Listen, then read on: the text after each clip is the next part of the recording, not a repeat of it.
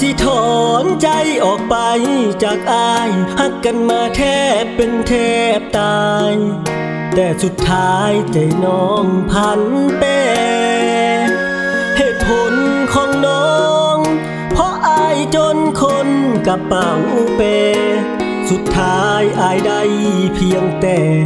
ตัวประกันที่เป็นทางผ่านผู้ชายคนนั้นมันเขาเป็นไผอายไปเห็นในเฟ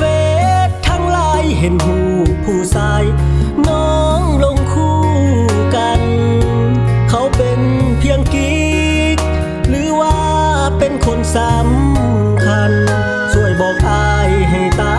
สว่างอายพร้อมหลีกทางให้น้องกับเขาโชคดีเด้อไปเจอผู้ชายคนใหม่คนที่หล่อรวยมีความจริงใจที่พร้อมกว่าอายให้โชคดีเด้อส่วนตัวอายสิยอมรับกรรมที่อายพบเจอบอกกล้าตีตัวเสนอมันคนละเบอร์กับสายคนนั้นตัดความสัมพันธ์หักเฮานั้นบ่ได้ไปต่อ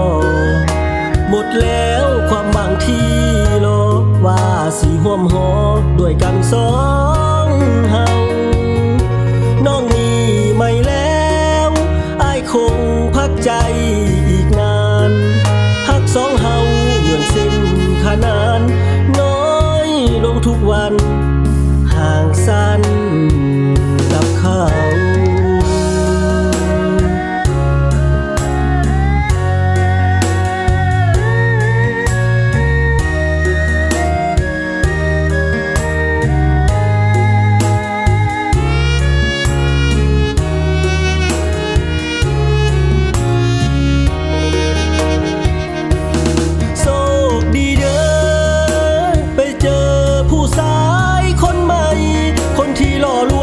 มีความจริงใจ